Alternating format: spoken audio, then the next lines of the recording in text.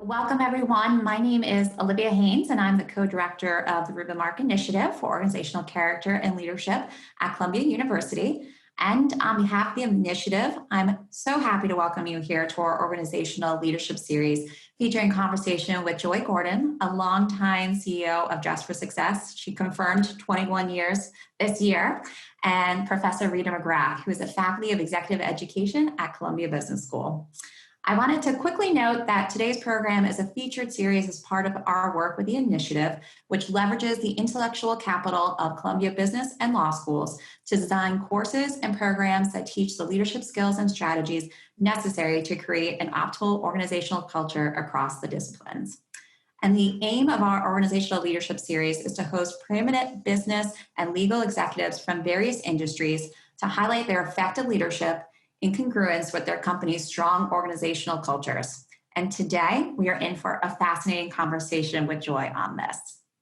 So at this time, it is my pleasure to introduce our exceptional moderator. Professor Rita McGrath is regarded as one of the world's top experts on strategy and innovation, with particular emphasis on developing sound strategy in uncertain and volatile environments. Doesn't sound like today at all. Her ideas are widely used by leading organizations throughout the world who describe her thinkings as sometimes provocative, but unfailingly stimulating. She fosters a fresh approach to strategy amongst those with whom she works. Thinkers 50 presented Rita with the #1 award for strategy, the Distinguished Achievement Award in 2013. And Rita is in their top 10 global list of management thinkers overall. So as you can tell, we're in great hands today. And I would just like to note that I have also been an active participant in Professor McGrath's Women's Leadership Executive Education Program, which is where we first came to come together. And she is the proud faculty director of the program and it's just an amazing, amazing faculty leader for championing women's leadership here at the school. So without further ado, I'm going to hand it over to Professor McGrath to get us started with today's conversation. Thank you so much. Thank you, Olivia. And what a true honor and pleasure to be here and to get to know someone a little bit who I've sort of known from afar, but Joi, you and I hadn't really met before this session. So I thought it would be great in the spirit of this being a joint venture between the business and law schools to start off with your background. So you were originally a lawyer, right, in the South Bronx, and grow to be an assistant district attorney. And so maybe just give us the Joi story up to now. Absolutely. So first of all, thank you all. Thanks for joining in wherever you are in the world and spending the hour with us. As mentioned, I started my career. I should first say that I came to New York from Oklahoma, having graduated from the University of Oklahoma College of Law in 1993. And so upon coming to New York, my first job after law school was as an assistant district attorney in the Bronx criminal court system. And what I like to say is, although for many people back then, and certainly when I got into the Bronx criminal court system, there were, at that time, 500 assistant district attorneys in the Bronx. So a pretty robust team of DAs. And so my class in 1993, we had students everywhere from Harvard and Yale and you name it, all the prestigious schools. And here's this girl coming from Oklahoma to be part of this team of lawyers in the mean streets of the South Bronx. I start by saying that I didn't go to law school to practice law. Many of you are in law school because that is the journey that you want to take. I went to law school because I had an undergrad degree in journalism. And I really saw myself as kind of a legal analyst.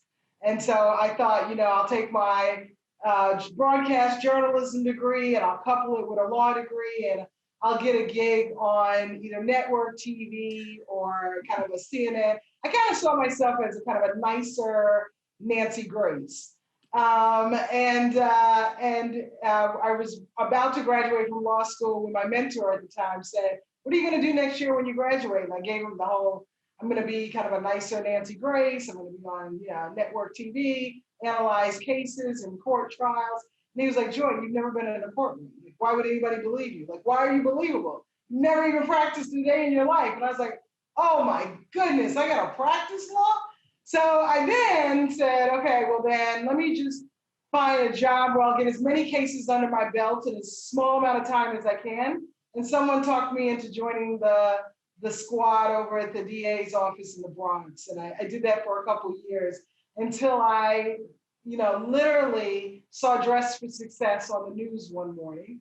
And I was getting ready for work and I heard about Dress for Success.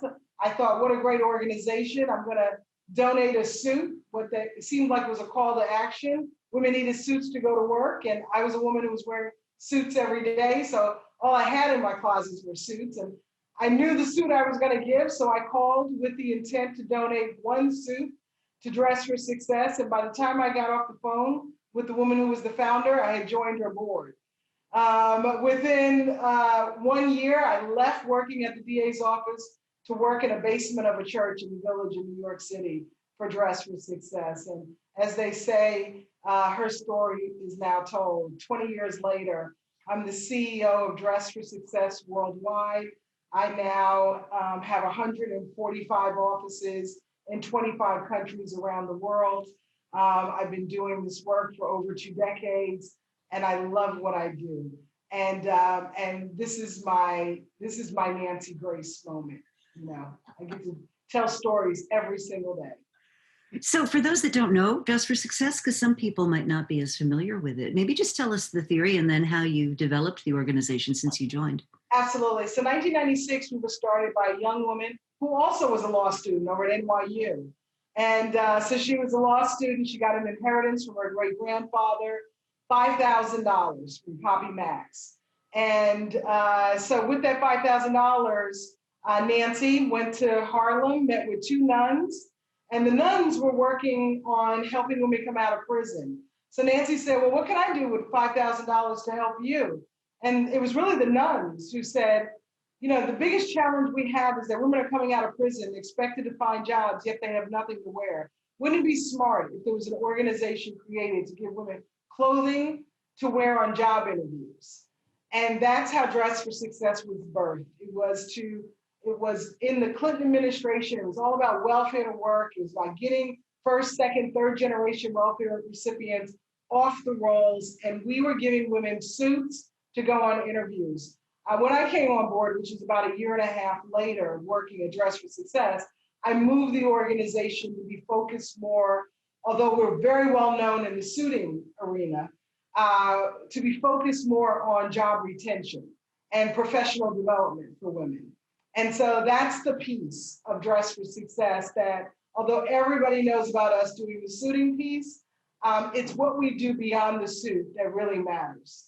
Mm-hmm.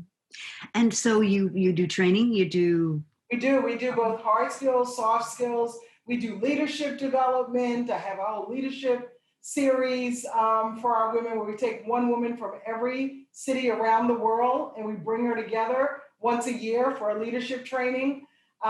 We do financial literacy, health and wellness. It's really very holistic how we treat the women who walk through our doors. And I should say that about 70,000 women walk through the doors of Dress for Success. We've helped over 1.2 million women get back to work. And the reality of that, and the number that I like even more than the 1.2 million, is that our women are moms, mostly single moms. So if I help her, the reality is there's probably 3 to 4 million children out there who now have moms who work. And that's the magic number for me, is how we kind of break the cycle of poverty by getting children out of poverty when they're children. There's a much greater likelihood that they won't be impoverished as adults if you can break the cycle when they're a child. Mm-hmm. And how do women come to you? They're referred. So women are referred by nonprofit training agencies. So we have thousands, literally thousands of nonprofit partners. In New York City alone, we have 300 agencies that refer their clients to us when the woman has an interview. So we see her 48, 72 hours before her interview. We do mock interviews with her. We dress her. Our offices look like an upscale boutique. So she comes in and she gets dolled up from the head down, but she also sits with a career coach. We do mock interviews. We review her resume. And then once she lands her job, we invite her to join our professional women's organization, where she gets the kind of training and development, professional development, to keep her employed and begin to see her soar. That's fantastic. So your values as a leader must have been stirred by this story. You certainly wouldn't have made such a dramatic career shift. Maybe comment on how your path has been informed by those. Yeah, my path really to be very honest, the person who is my North Star in my development as a leader is my mother. My mom was a single mom. She worked sometimes 3 jobs to put me through private school.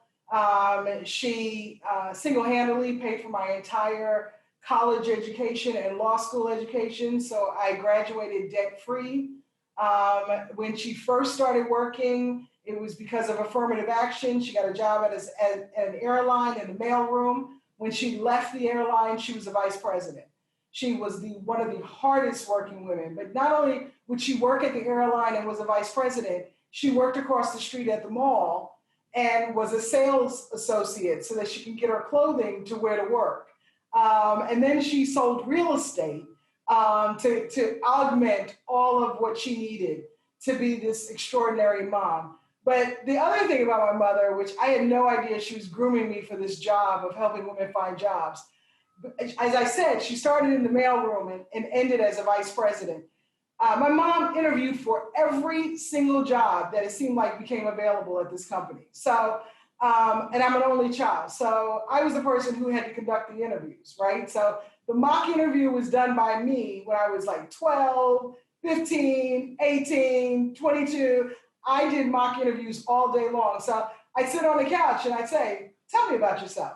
And she'd get through this whole experience of who she was, what she was, why she wanted the job. And her final question always was, give me one of your greatest success. And she'd talk about me. And I knew that if nothing else I was going to do in this world, I was going to make my mother proud. And I was going to give her joy. She didn't name me this for no reason at all. I was going to give her joy. And so, so she led me on this path of what leadership looks like. And then I certainly have had, and I admire a lot of professionals who worked both alongside me and who have directed me. But if I have a North Star in leadership, it's been watching my mom, Jois, and what she's done for me. That's inspiring. That's really inspiring. So you took this organization that had, what, $5,000 in the bank, and it's now global. You're in cities all over the world. And I mean, I'd be interested to know kind of what inspired you to have that kind of impact. But then how do you go about doing that as a not-for-profit? I mean, that's not easy to pull off. Well, pretty early on when Nancy started this organization, what she wanted to do was scale it. She did. And so she used her business model, which she was trying to build the Dress for Success brand around, was the Dunkin' Donuts business model. It's funny, it's Dunkin' Donuts and it's coffee related because we had an article in the New York Times many, many years ago, and they coined us as the Starbucks of the nonprofit world, in that we had all these brick and mortar offices opening up globally quicker than any other nonprofit, that they were, in fact, brick and mortar locations. What we wanted to do was to be able to have our foot in the door in any city, country that would have us. We knew that where women were 25 years ago in America, that other countries at some point would also have the same issues of getting women into the workplace. And we started to build a brand. And so we followed very much a franchise-like model in the nonprofit space. So each Dress for Success is its own 501c3. It has its own budget and its own board, and they license the use of the name from us at headquarters. And that's what's been allowing us to scale this organization so quickly, that it's not within my budget that I've got to open up all these Dress for Successes, but it's women and even men in communities around the world who see the need and come to us and say, how do we start a Dress for Success? I also have to say, a lot of credit goes to the boom of Dress for Success. I have to say, Google. I know a lot of people who were Google searching the words Dress for Success and landed on our page. They weren't looking for us. But when they landed on the Dress for Success page, they said, what is this, Dress for Success? And then they realized there's not a Dress for Success here in, Portugal. How would I start one? And so thanks to Google and Google search and having a very smart name of a business, we have, sprouted out everywhere around the world. And we've been able to take this organization, which is really focused on getting women to work, and then putting it into communities and allowing the communities to figure out how the brand and business model translates locally. And that's what we allow our affiliate leaders to do around the world. Oh, that is very cool. So a lot of the cultural issues that many organizations have when they expand globally, it sounds as though you've got just a super smart way of navigating those. But at the same time, and the center is really about culture, character, those kinds of things. How do you make sure that stays solid in the midst of so much diversity and growth and change? You're right. And, definitely the culture, the DNA of who we are is consistent anywhere I travel. And pre-COVID, I was on the road every single week. I probably went to 52 locations every single year. Right before Governor Cuomo closed down New York City, I had just returned from London and Scotland, visiting our offices over there. So my job primarily was traveling to the Dress for Success offices, ensuring that the culture, the brand, the DNA of the organization remained the same, although it could be tweaked and modified based on operations. The DNA of Dress for Success at the very end of the day is treating women with dignity and respect. How that translates, whether in the Netherlands, New Zealand, Australia, throughout Africa, it's treating women with dignity and respect. And that starts from the moment they walk through the door. And that's what we've been building at Dress for Success. One of the things we've had to make some adjustments with is that in the Netherlands, it was one of the few countries that came back to us and said, we want to run a Dress for Success, and now we have 14 Dress for Successes throughout the Netherlands, but we want to run a Dress for Success, but the government is giving us real pushback because they're interpreting what you guys doing as being gender specific and harmful to men. And so the only way we'd be able to run a Dress for Success here is if we could also serve men. So they are the only country we allow the organization to serve men in. And we made that decision because we thought that for the betterment of the women of the Netherlands, we're going to help some men along the way. Oh, Rita, you're on mute. Muted, unmute. Okay. So one of the things that gets raised, now as we're talking about women and women's issues is, do we still need organizations designed specifically for women? I mean, is there some benefit in it? And I'd be interested in your perspective on that, because I get asked that a lot with respect to the women leadership course, but which, by the way, does serve men as well. It's not that men can't take it, but it's aimed at that population more. Absolutely. No, and I think it depends on with us at Dress for Success, I think there's a lot of, when we first started Dress for Success, we referenced the women we served as women who were disadvantaged, right? Women who marginalized, women from minority groups. We've since scrubbed that word from our vernacular, Dress for Success. I like to call the women who walk through the door. I read a really good book recently by a woman by the name of Arlen Hamilton. If you haven't read it, I would say to anyone on this call, if you want some really practical leadership training, read this book. It's called It's About Damn Time by Arlen Hamilton. And she's a venture capitalist out of the LA area, African-American woman from the LGBTQ community. And she only funds projects for women, Black women, or LGBTQ communities. But how she describes the population she serves is underestimated. And I just think that's the best way of describing populations of people who haven't had the same opportunity or privilege of other people. And so, I mean, that's really the kind of the marker of Dress for Success and what we're doing here. And yes, we have pivoted and adjusted and reached beyond what was the original footprint of Dress for Success to make something that is available to all women. And quite frankly, in these kind of post-COVID world, with unemployment being what it is today, and the she session that we are stuck in the middle of, this has to be an organization for all women. It can't be an organization for some women.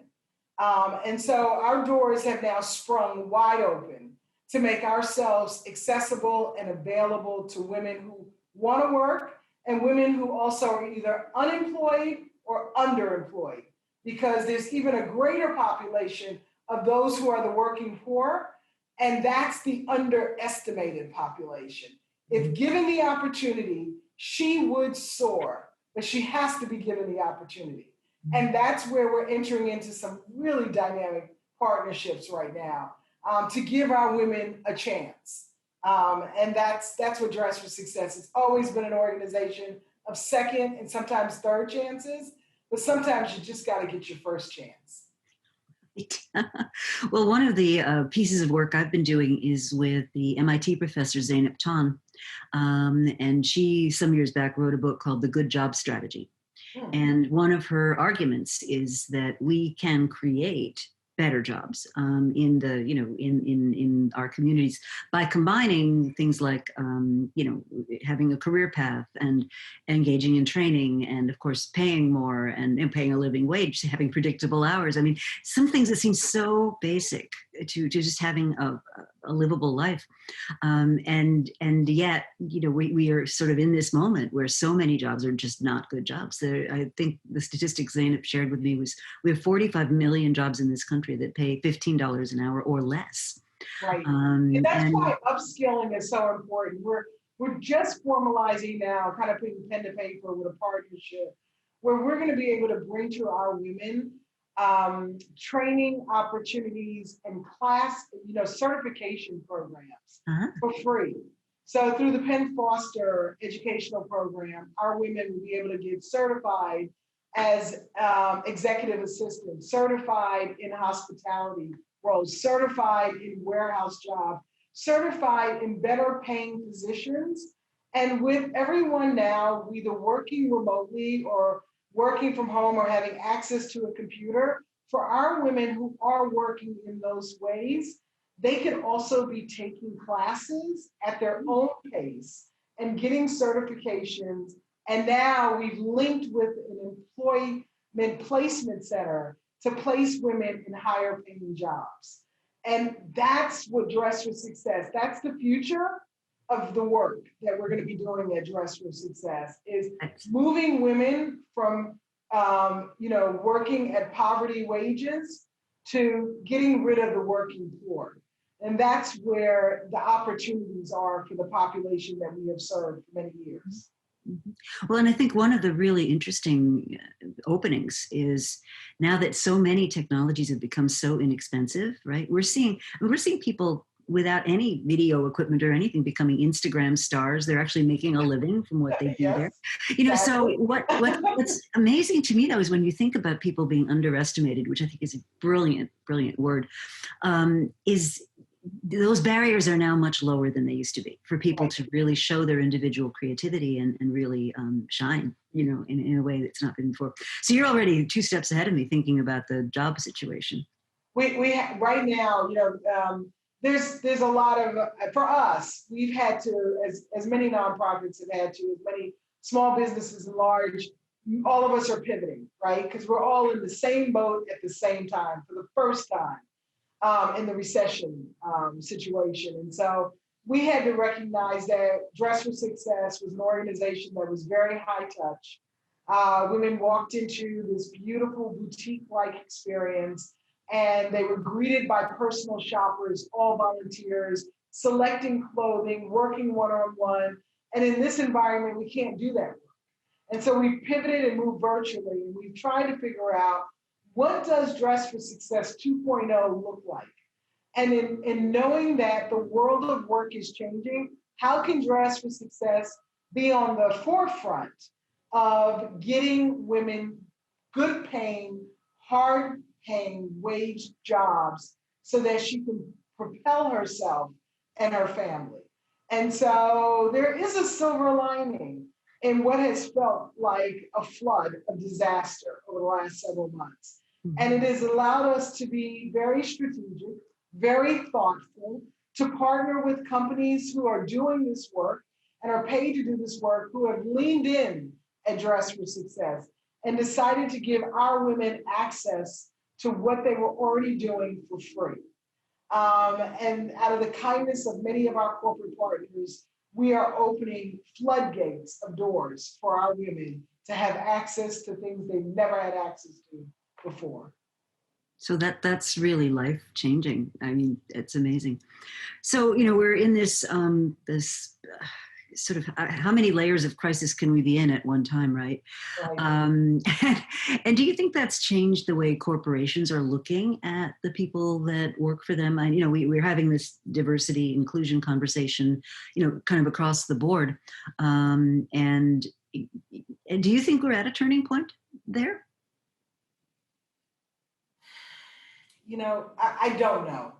I don't know. We've been here before. Right? Yeah, that's it was called affirmative action back in the day, and that was politically incorrect to call it affirmative action. It was as if people were taking something that they weren't deserving of. So now it's DE&I, and I think people are attempting to go at it right. I think I just heard on the news yesterday. Now reality TV shows have to have 50% people of diverse cultures in it. I mean, is that a way of really tackling the problem? Is by just saying that, okay, so all reality TV now, whether it's The Bachelor or Bachelorette, there has to be 50% people of all ethnicity groups, without really understanding kind of where the unconscious bias originates from and managing it from there. It isn't just about getting quotas. It isn't just about inviting people who don't look like you to sit at the same table as you. It's getting at the unconscious bias and working through that. And so, I'm hopeful. It certainly is front and center right now. But that's the crisis of today. There'll be a crisis of tomorrow. My fear is that when something else comes around, that this crisis will get back swept right underneath the rug. And so it's important that people who don't look like me see this as an issue, and that they, from the leadership level at the very top, not the D&I offices, but the very, very top, that they make this a mandate, that they want to change the culture and the environment of the corporations that they run, and that they're consistent in this, and that this just isn't, the topic of the hour, that if we're going to do real work, it takes work. It's hard work. And you're going to have to change your own unconscious bias to get in front of this. So I'm optimistic. But I think we're too early for me to say that we're going to make real inroads here. Yeah, one of the most interesting programs that I've been involved with over the last sort of 4 years was for one of our major Columbia executive education clients that looked at their leadership pipeline and they said, we're just not doing well enough. And so we designed this pretty intense program, and about 500 people went through it. And what I can say is, and their leadership of the organization was deeply involved. They were involved as faculty, they were involved as role models, they were involved as coaches, and that seems to have made a difference. Their retention numbers are up, their diversity numbers are up at the very top of the corporation. But as you said, that was a lot of work. I mean, it was a huge organizational commitment to make that happen. It's always distressing to me when people say there's not a pipeline. There is a pipeline. Oh, one of the best things I ever heard about that was somebody retorted, they said, look, if you ran an oil company, you wouldn't build your factory just anywhere and expect there to be oil underneath, would you? Absolutely. Absolutely. Yeah, there's oil everywhere. And quite frankly, the pipeline is never ending. If you want diversity, you got to go to diverse places to find it. So that's my hope. I believe there's a lot of conversation about it, but it really requires true leadership at the very top, both in corporate America, government, at all aspects of this. In the nonprofit sector, which we employ and train most people who are going into the world of work. In academia, all of us have to get to the same table and be on the same page with this. Mm-hmm. Mm-hmm. So one of our guests is asking what would you advise corporations to do if they want to be helpful, but maybe don't know how? Yeah, I mean, it starts with their HR teams, right? So that's where the overhaul has to happen. It starts with their recruiters. So I think the training, many of the HR departments, they train the employees. The HR departments need to be trained. The recruiters need to be trained. They're the ones weeding through applications. And it's not just about ethnicity. When we see a Dress for Success, the growing population of people who are distressed in getting jobs is ageism. It isn't even about race. It's about women over a certain age are finding it harder and harder to get jobs when out of the workplace. Our gray hair is being interpreted very different than men's gray hair. Men's gray hair looks like wisdom. Ours looks like tired.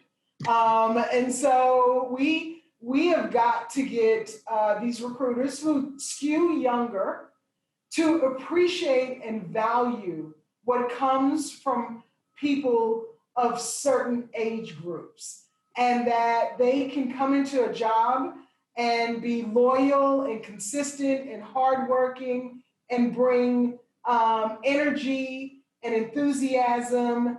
And that all matters when you're looking to bring forth the best out of a work environment. And so I think it really starts with the HR teams, the recruiters, and ensuring that your company has both a mission and a vision. And it really has to be drove down from the very top. One other huge barrier that I've seen and written about a lot is what I'll call degree inflation. And there was a study recently out of Harvard that showed that some huge proportion, I think it was 62%, of all new jobs, new listings, called for a degree that the person currently doing that job did not possess. Absolutely. And it's for the convenience of the recruiters, and it drives me crazy. It's like, why insist on a bachelor's degree for all kinds of jobs, and why not provide some other path?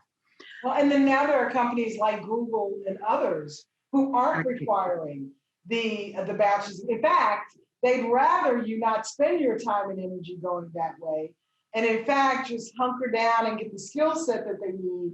And the pay is much higher than folks coming out of school with these bachelor's, master's, and even law degrees. I just really think that will also change as AI becomes more important and technology becomes more important. We will be training people for the jobs of the future. And degrees, although will always matter. And I got to tell you, someone with a law degree, I'm still grateful, although I used it for 3-4 years. It definitely gave me credibility early on in my career. People often like to introduce me as, this is Joi, the lawyer, and I wasn't even a lawyer anymore. Or this is Joi, she has a law degree, she's running a nonprofit. So the law degree definitely, and the MBAs, they have credibility. It's a signal. That often opens the door for you. But it's what you do when the door is open that matters. Mm-hmm. Well, speaking of credentials and degrees, you've gotten many, too many to mention here, but there were two Working Mothers magazine's most powerful moms in nonprofit, and one of the 25 most influential Black women in business. And so does that help? Does that give you that additional doors to open? And how do you see using that recognition? I've never been one for, celebrating on those sorts of accolades or accomplishments, but I know it means something. And I appreciate, because what it really tells me at the end of the day is that what people think about me when I'm not looking, right? And what is my legacy? What's my intention in this world of work? What am I leaving for my children to be most proud of about me? And so I love being seen as one of the best working moms, because that was challenging for me to figure out how to be on the road every single week out of the year and still raise two children. And I'm proud in that I've raised one college graduate and one soon to be. And my son, who's the soon to be college graduate, started a business when he was 20, and he's highly successful living in Las Vegas with his own company. And so I did something right, even though when I didn't feel like I was doing things right, and I felt like I was letting folks down, I was still doing something right. I think certainly being getting an accolade of a Black woman in business, I'm proudful for that, because like our Vice President-elect Kamala Harris, it means something for women to see women shine. It means something for Black women to see women who look like them, who are doing powerful things. Mm-hmm. So that matters to me. I'm getting a new honor. I'm supposed to get it this year, but COVID has caused them to spring it into 2021. And so my law school is giving me the Order of the Owl, which is the induction into the Law School Hall of Fame. And didn't go to law school to be a lawyer. So that feels really, I don't even understand that one, but it is for my leadership and my service and my commitment to service that I'm getting that. And that feels really great, because that's why I went to law school, was to make a difference. And so for people to acknowledge that my work has made a difference means a lot. I'm loving the image of your portrait, like on the wall, next to all the people that presumably came before. It's a shocking image. It looks like Kamala's image of all the prior vice presidents of the United States. I think that's fantastic. I want a photograph. I totally remember, this is Oklahoma that I'm getting this Hall of Fame for. So it'll be brand new to them out there in Oklahoma. But I appreciate, although I'm not born in Oklahoma, it's where I was raised. And so I appreciate the honor. That's great. That's great. So just spend a minute on the whole work-life momish, because one of the issues we're facing right now, all of us, is with so much uncertainty about childcare, with schools closed, with daycare centers closed. There's a whole cohort of women who are voluntarily or not now picking up domestic responsibility at a rate they haven't been. And you hear dire predictions about, we're going back to the 1950s, and we're this is just setting a whole generation of women backward. Any thoughts on that, or advice? Suggestions? Well, I hope that's fake news, right? I hope that doesn't happen. I appreciate women who make the tough decisions to be the one who step out of the workforce to be able to take care of their children, because honestly, at the end of the day, I'm most proud of raising my two children. And I think if given the opportunity, if I had to make a decision today about whether I was going to work or raise my family and be available to my kids, I too might do the same exact thing. You don't get a second chance to get that right.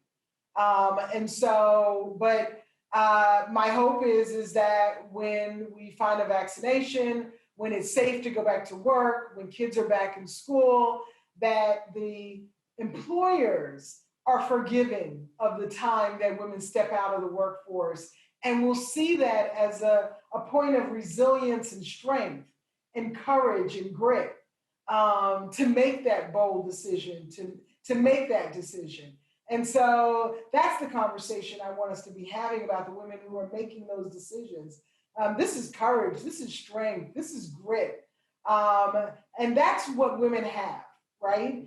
And so I celebrate those women for making those difficult decisions and putting family first. And for however long she chooses to step out, I hope that when she steps in, that people will see her for her worth. And that's the conversations we need to be having about those decisions that we're going to have to make right now. It is difficult to raise children who are in classes, in home, and you going to work every day, especially if you have children under the age of 12. First of all, it's probably against the law to allow them to be in the house by themselves without any sort of parental guidance. And so I think, it's important that, and more, if we can have a cohort of men choosing to be the ones to stay home to do the work and allowing their wives to stay in, I think that's even more powerful. And I think those men are out there, and I think that they're ready to step up to the plate and give their wives the opportunity to continue to work while they stay home and raise the children. That's important. So one of the other issues that I find very frustrating is that if you think about most modern organizations, right, they were designed for the people that occupied them, who were primarily male. And so you got this career model, which sort of says, okay, your 20s, you're figuring out what you're doing, you're going to law school, you're going to business school, whatever. Your 30s, you're getting sorted into high potentials and also rans. Your 40s, you're sort of ascending to the heights of power. Your 50s, you're kind of allowed one flame out, right? you get your Ferrari and a blonde or something, and then you come back in your 60s and now you're generatively passing on to the next generation. Well, I've long thought that model just doesn't work for women's lives at all. And so one of the things I'm really hopeful for is that with the pressure the pandemic has put upon so many of our for granted assumptions about what work is, how we do it, where we do it, that we're going to start to see more flexibility in what I call the tour of duty career. That you'll be able to take on a tour of duty, prove your valor. Maybe you step away and run a marathon or something, and maybe you come back, and it's built on projects and knowledge, not so much on this level, this hierarchy, this ratchet. Because I think it does women a huge disservice. It absolutely does. And just to be completely forthright and honest, I remember here working at Dress for Success, and I'd have millennials who would come in for interviews and they wanted to know about flex jobs, could they work from home? And that felt really foreign to me pre-COVID. I just didn't know how I would create a community of work if people didn't come into the office every day. Mm-hmm. I was very kind of old school in the way I thought work needed to get done. And COVID has changed all of that for me. I find myself with probably the most cohesive team I've ever had of the history of Dress for Success. People are not siloed working in departments anymore. People are willing to stretch beyond their departments and help their colleagues, all for the greater good. I find that we work harder and smarter. We're probably putting in more time on the job than we were with even traveling into the office and exiting out and trying to build in the lunch hour. And so I'm refreshed with how I see people being able to get their jobs done. And what I learned from COVID is just that. And that you don't have to necessarily go into the brick and mortar location every day. Now, I absolutely go into an office every day. I'm one of those people who cannot work from my home. I found my home to be very distracting. Like halfway through the day, I was upstairs, seasoning meat and making dinner at 1:00 in the afternoon. Like I was taking like a break that went on ad nauseum. I just have to know the kind of person I am. I need to get up in the morning, get dressed, and go somewhere. And so I'm fortunate enough that I have an office that's about 6-minute drive from my house in Queens that I go to every day. And I am most productive when I leave my house. But I recognize that that's my style of work. But I watch people who work around me, with me, and for me, and I'm getting the best out of my peers right now. So one of the interesting pieces of research that's been done actually shows that people are, in many cases, more productive. And one of the hypotheses is because we don't have managers and supervisors setting up more meetings than are necessary, creating more processes that are necessary, interrupting more than is necessary, and it's unleashed this unprecedented amount of productivity. Absolutely. There's no water cooler chat when you're in your own house. Your water cooler is your faucet. So there's none of that anymore, right? And I just, I know that I'm sure that can be very, very distracting. But I will also say that I've never been on as many Zoom calls or had as many calls. There's some days that I'm on a call every single hour of the day. So I'm working at a pace that I really haven't worked since I was in my 20s or 30s, and now I'm in my 50s. And so my pace has picked up quite a bit. I mean, my travel is non-existent, but my pace, I haven't been at this pace in a very long time. I think that's one of the very common things I've heard from my colleagues is that, when your day begins in Africa and it goes to Norway and then it goes to China and then and it's like, what meeting am I in? Who am I talking to next? Absolutely. Keeping it all straight. So I have a good friend who recommends transitions. Oh my goodness, I've got a couple of last questions I've got to ask you. One is with respect to advice. So we've got an audience of people studying law, studying business, some who are in business.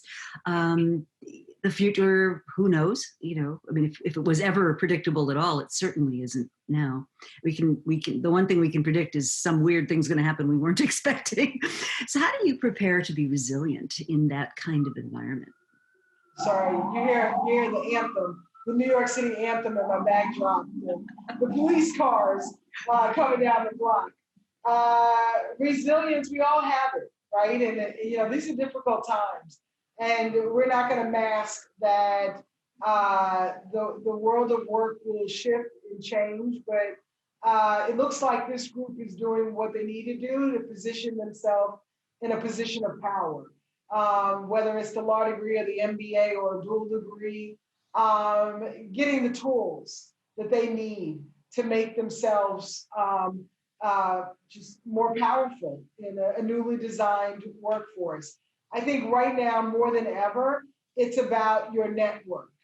The job market will be reliant upon the network you have. And so you've got to find ways to position yourself to build your network through associations, clubs, small groups, lean-in circles, LinkedIn programs. You've got to show up. You've got to show up now more than you've ever shown up before. Certainly for a period of time, there will be less jobs and it'll be highly competitive for the jobs that are out there. And so it's about you and the network that you build and the circles and the groups that you create around yourself that will give you access and openings that other people won't have access or openings for. So it's to me, this is network. You got to network like you've never networked before for your future. One of the things that we do actually in the Women in Leadership class is we do a network assessment. So people that come through the class get very concrete guidance on how to do exactly what you said, improve their networks. And one of the things that I think a lot of women especially don't think enough about is they tend to build these networks that are very dense and trusting and everybody knows everybody and we can finish each other's sentences. And they underinvest in these broader networks, the networks of weak ties and people you met in an association meeting, or maybe she knows somebody. And what's interesting to me about that is that most people who report, most people who get jobs get them through someone that they know. And it's those looser ties because you don't have redundant overlap in networks like that. So absolutely. And I think especially for women, we tend to think once we get the job, if we just put our head down and do the work, we'll get noticed. It's there that you really got to continue to build the network. I remember when I worked for the DA's office, I've never been much of a drinker, but on Fridays, like everybody went to the happy hour. And on Mondays, I was there to hear all the crazy stories about the happy hour. But it was the managers who went to the happy hour that got to know their colleagues. And they got to know the other people on the team. And they got to know them in an unconstructed environment. And they created friendships and trust at levels that I didn't have access to because I was focused on the job. Right. And they were focused on creating the network so that when opportunities showed up, it was through the relationships that they were getting positioned into opportunities. And so I'm not, pro drinking, but what I will say is you've got to figure out how to continue to build your network because head down and waiting to be seen, that's not. No, that's not it. That's not how you go forward.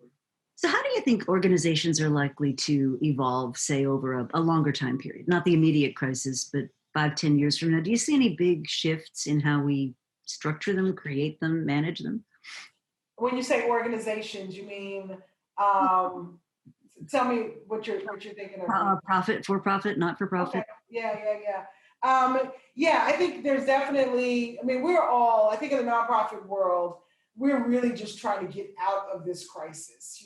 This crisis is going to disrupt the nonprofit sector substantially because our funding is so tied to, especially Dress for Successes, to corporate America and the success of individuals and whether they feel philanthropic and want to give and want to support. And so I think we've got to be really smart about how we diversify our funding streams, how we reach different funders, how we think about building our business structure, how we talk about giving in the nonprofit world. I think people want to invest, right? You just don't want to give, because when you talk about investing in a nonprofit, you think about there's a return to that investment. And it seems smarter than just giving your money away. Mm-hmm. So we're all just thinking about how to get out of the crisis we're in, but to build our business models so that we're successful for the future. We had this crisis in 2008 with the recession. This is different, but it's a cycle. And so this is our 2020 cycle. There'll be another cycle we're gonna have to get through. And so I've got to line the organization up so that whatever the next crisis is, it doesn't impact the organization the way this crisis does. Mm-hmm. And that's what businesses have to do. We've got to figure out, what's a new business venture, what's a new business model, who are potentially new customers or consumers, and how do we reshape what we're doing, reframe it so that the business still works. And we're all looking at, what we can do differently. I remember when I came into 2020, I came off of my best year ever in 2019. I had a robust budget. I thought, this is it. We're going to knock the ball out the park. And although we reforecasted our budget, I eliminated some staff lines. We will come out of this year better than the reforecast. And the way I'm planning 2021 is going to be stronger than 2020. And you just kind of build off of every year, take it a step at a time, and just got to believe. And I do believe. So what do you think the people that work with you, your staff, what words would they use to describe what you're like to work with? Yeah, I'm everybody's coach.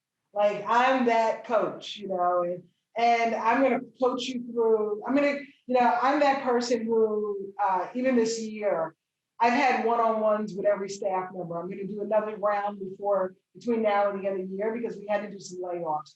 I want to make sure people are okay. I want to give them some faith in our future. I want to thank them for their commitment. I want to encourage them to continue to show up and be their best self. But I'm everyone's coach. I reached out to one of my colleagues that I knew was going to be in the office today. Her brother died of a heart attack. And I said, I'm going to break protocol because I wanted to come into the office just to give you a hug. It matters when you are nice to people and kind to people, for people who want to work for you and around you and with you. And so I like to think, I see people's exit interviews and I see how people continue to write me after they leave. People have wanted to come back and work for me after they left for what they thought was a better job when they realized the better job was with me. And so I feel good about what I've been doing, coaching people for the last 20 years, and the leaders I have created along the way.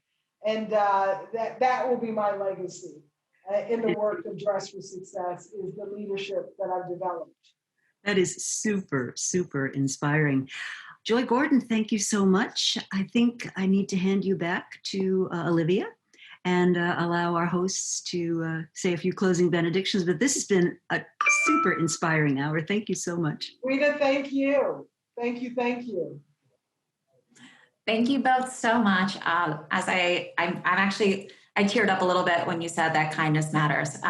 So I can't tell you enough. This was so filled of practical how-tos, not only for the nonprofit space, but really for any organization on how to do leadership right, and especially grit and resilience during uncertain times. So thank you so much for joining us, Joi, and for Rita, for your excellent moderation skills.